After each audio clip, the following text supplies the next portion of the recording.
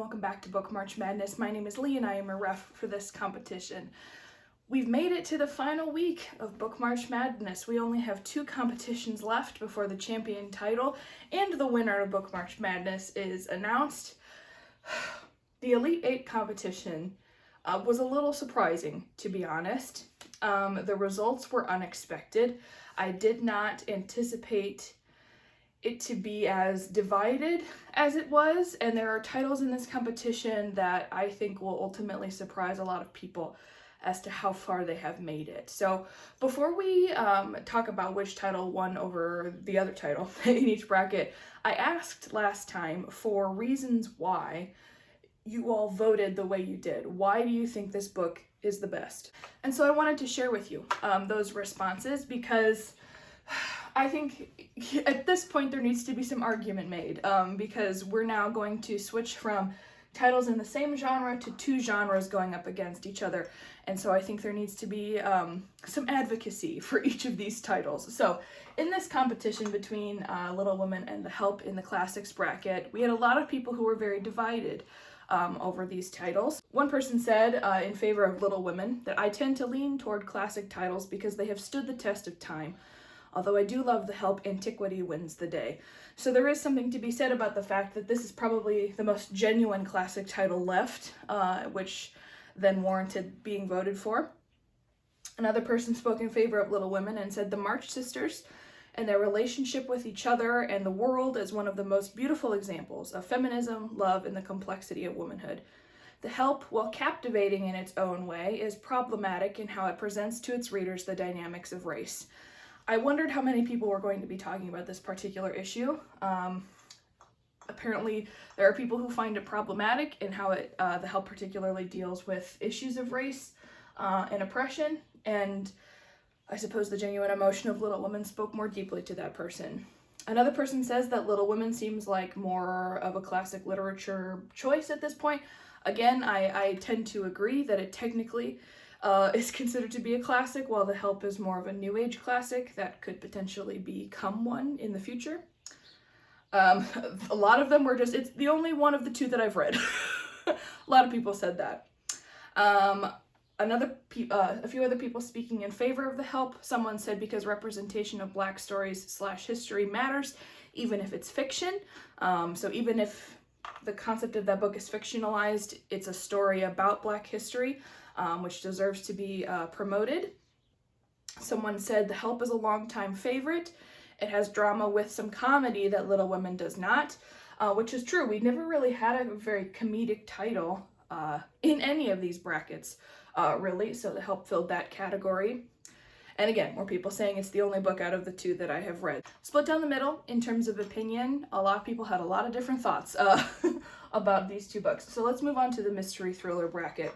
So for the mystery thriller bracket, speaking about Ruth Ware's Turn of the Key, someone said, both are certainly my cup of tea, but the Turn of the Key is one of the best page turners I have ever read.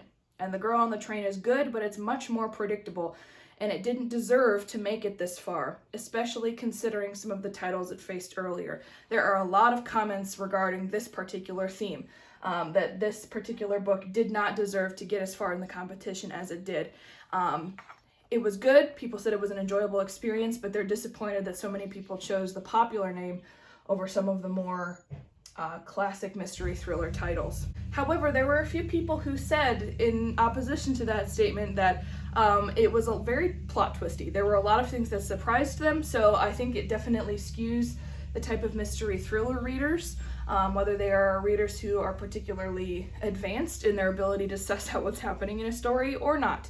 And so Girl on the Train and Turn of the Key both had pretty staunch supporters.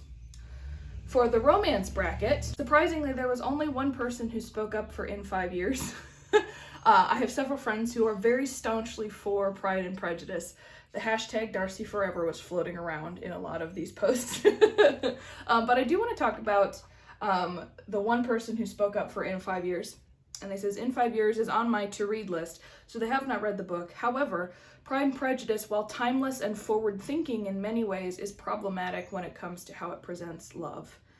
And I think I tend to agree with this particular opinion, because I love Pride and Prejudice. I love Jane Austen, but I do tend to agree that that relationship is not necessarily the healthiest.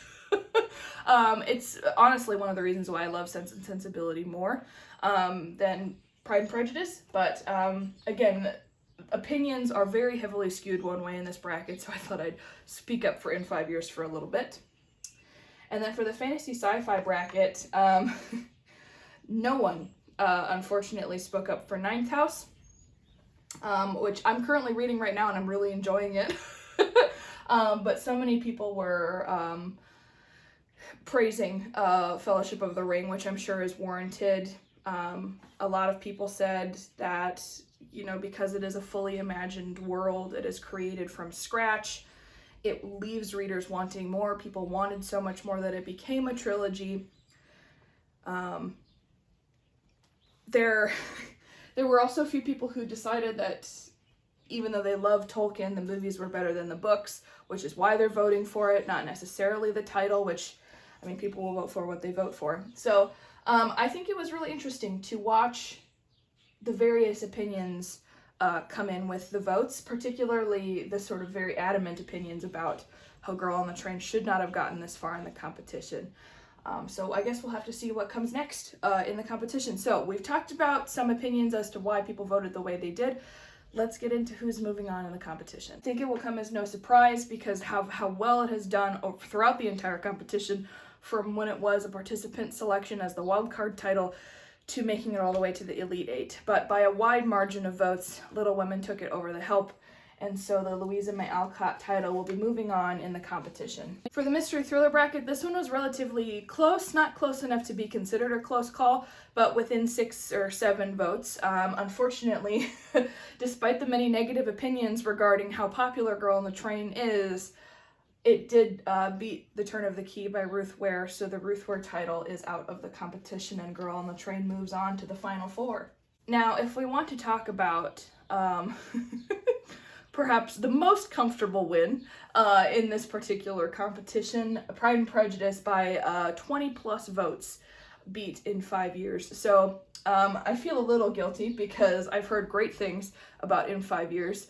I kind of wish it would have done a little better, but it made it all the way to the Elite Eight, which is no small feat considering the titles that it was up against. But Pride and Prejudice, which is the only remaining Austen title in the competition, did beat In 5 Years. So Jane Austen will be moving on to the final 4. And again, by another comfortable margin, certainly not the biggest, but definitely a handful of votes. The Fellowship of the Ring did beat Ninth House by Leigh Bardugo, which is kind of what I was anticipating. I mean, this is a groundbreaking fantasy. He opened the door, along with people like C.S. Lewis, for creating fantasy worlds. And I've no doubt that he deserves to be in this competition. So, unfortunately, Leigh Bardugo's fantasy title is no longer in the competition. So these are the 4 remaining titles that will be going into the final 4. Let me quick reorganize my bracket and we'll talk more about what's upcoming in the competition. Okay, so the bracket has been reorganized to reflect which titles are moving on to the final 4 competition, which means we no longer have titles in the same genre going up against each other. We have genres going up against different genres. So we have Little Women going up against the mystery thriller bracket, Girl on the Train. We have the Fellowship of the Ring going up against Pride and Prejudice. If I could make a prediction, I believe that this one, given how well Little Women has done, will be a pretty safe win for Little Women.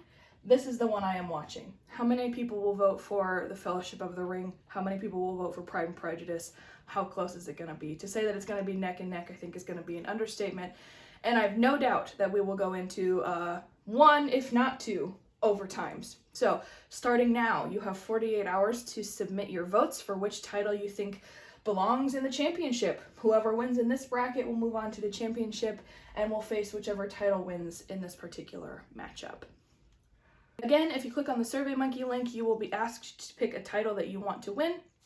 Also, you'll be asked as to why you picked that title. Dig deep. Give me the reasons why you love those books or why you think the other books shouldn't belong in the championship. I want opinions. I want some tea and some drama is what makes competition good. Also, just a reminder that this is a 48-hour voting period, and on April 8th, the video for the championship will go live, as well as a description of everything that's going to be awarded to the person who correctly predicts the winner. So starting on March 8th, people will also have 48 hours to comment down below which title they think is going to win the championship, or they can message me at Leighellon's Library on Instagram to DM me their predictions. Everybody who predicts correctly will go into a random drawing, and one person will be selected to be the winner of Book March Madness, and they will receive a really cool bookish gift box that includes a certificate with their name on it saying they're the winner of Book March Madness, a copy of the winning title, as well as a title from their book wish list, or just a book they want if they don't have a book wish list, and several other small business bookish created goodies. I'm really excited to feature some of my good friends in the winner's package, so stay tuned for those details. Go check out Leighellon's Library for more updates regarding that. I think that's it. It's making me anxious. I'm sweating a lot, but that's also because it's 80 degrees today. My windows are open. But this is the wire. This is down to the wire, and I can't wait to see what happens in this competition. It has been an incredible competition so far. We've lost a lot of great titles along the way. Some of them, in my own opinion, I thought should have stayed in longer, but it's all up to you guys. I don't get a vote, so have fun voting. We only have 2 more competitions left, so make a good use of your vote. If you enjoyed this video, go ahead and give this video a like. Subscribe to my booktube channel. It really does help me out. Let me know what you guys want to see. As always, a huge thank you to the friends and family who have readily supported me in my booktube journey, let alone this competition, which has taken up so much time. I appreciate all of you who have messaged me words of support and sharing with me that you're excited about this. It really does mean the world to me, and I can't wait to see what's on the next page. So until we have the 2 titles that are going to be in the championship, we'll see you later.